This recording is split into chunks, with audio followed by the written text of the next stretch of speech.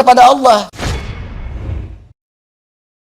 Falyakul khairan, katakan yang baik-baik. Jadi kalau masih punya iman, yang nggak baik itu nggak akan dikatakan. Apa yang nggak baik? Banyak. Dusta, wailul lil mukadzibin, celaka para pendusta. Dusta itu nggak baik. Kalau dusta akan celaka. Gibah, ya celaan, makian, perselisihan, nggak baik. Makanya kalau Anda rajin ikut taklim, tapi rajin berselisih, ada yang aneh tuh. Aneh. Katanya taklim, katanya mendekat pada Al-Quran, katanya ingin praktekkan Al-Quran, tapi melanggar isi Quran. Aneh. Aneh. Anda belajar di mana? Quran mana yang Anda praktekkan? Hah? Mana iman Anda? Taklim itu menguatkan iman, bukan melanggar iman. Itu poinnya. Jadi kalau Anda dekat dengan Allah, itu semua tubuh kita akan dijaga. Lurus pada nilai-nilai kemuliaan. Jelas sampai sini? Itu teman-teman, itu baru tubuh kita. Belum yang lain. Ini saya tanya pada Anda. Ya, mulai dari pakaian, alas kaki, rumah, ya, kendaraan. Pertanyaan saya, berapa nikmat yang telah kita peroleh, yang telah kita gunakan sesuai fungsi yang telah Allah tetapkan kepada kita. Makanya pelajari dulu sebelum meminta kepada Allah. Ya Allah, berikan aku anugerah rumah. Apa fungsi rumah menurut Allah dan Rasulnya? Turunkan. Ada fungsi rumah untuk berzikir, fungsi rumah sebagai naungan. Fungsi rumah itu ada 3-4 dalam Al-Quran. Ada manzil, kenapa rumah disebut dengan manzil? Ada bait, kenapa disebut dengan bait? Ada dar, kenapa disebut dengan dar? Ada maskan, kenapa disebut dengan maskan? Ada di situ turunannya, pelajarin dulu. Jangan ngotot minta sesuatu, tapi ketika diberikan nggak bisa syukurin. Itu yang bahaya nanti saat hisab. Nih rumah, kenapa disebut dengan maskan? Tempat untuk tinggal. Tapi kata maskan dari kata sakinah.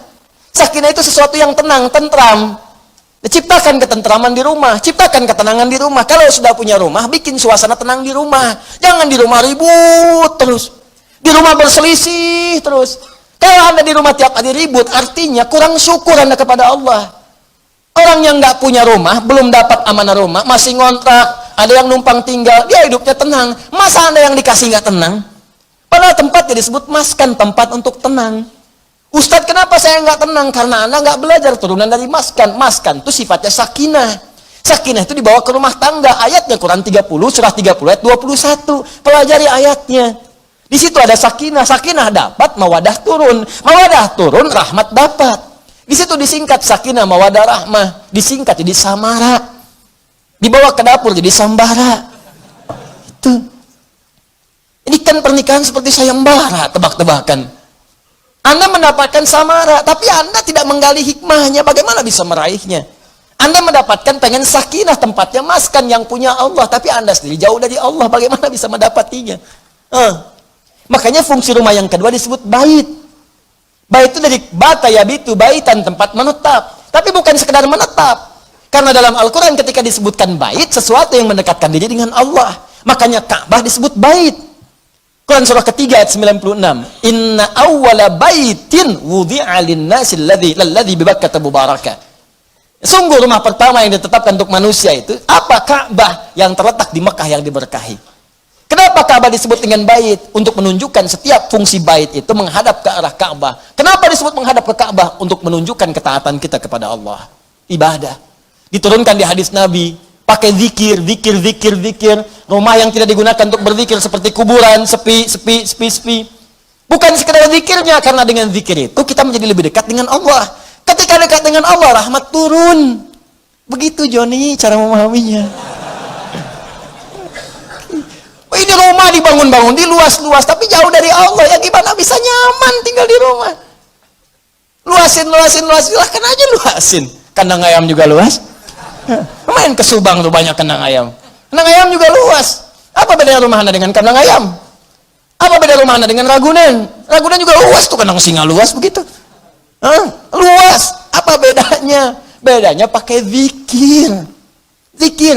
Apa itu zikir? Banyak di Quran. Salat zikir, Quran surah 20 ayat ke-14.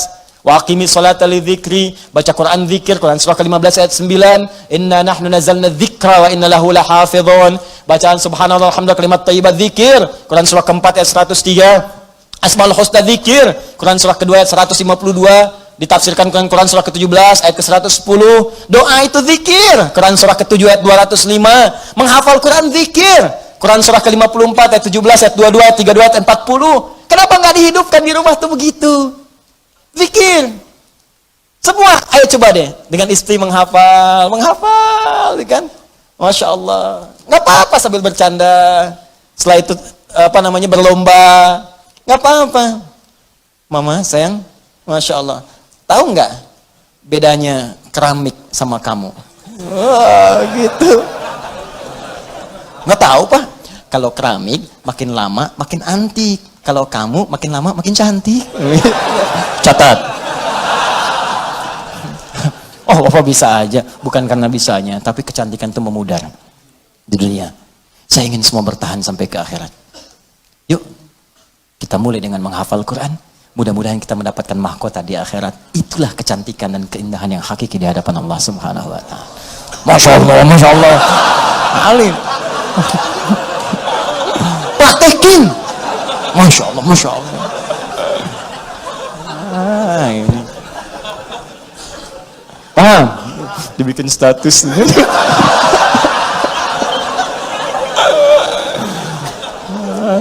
Aduh. Dunia ada aja.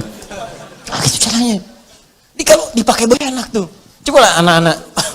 Kalau lihat anak tuh lagi kosong dia baca Quran, lagi main tiba-tiba baca Al-Mulk, baca Al-Qalam, baca macam-macam.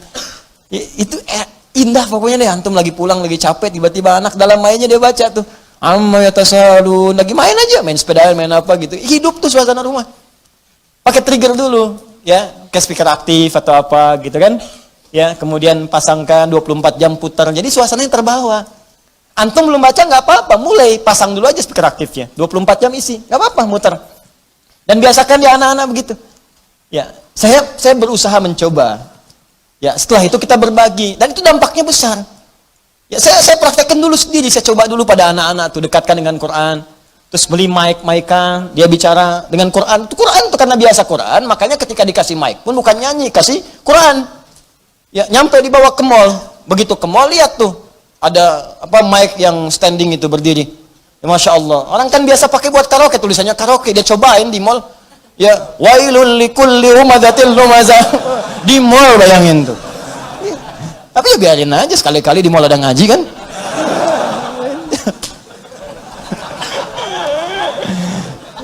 Tapi ya begitu gitu. Itulah nikmat, itulah syukur.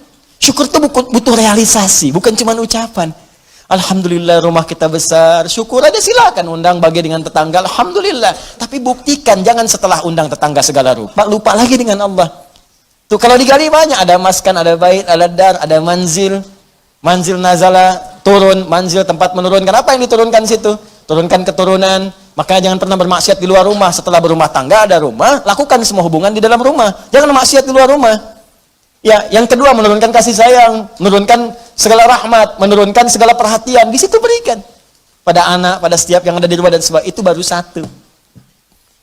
Di kadang-kadang begini, Allah udah kasih, minta yang lain, yang ini aja belum dipakai ibadah.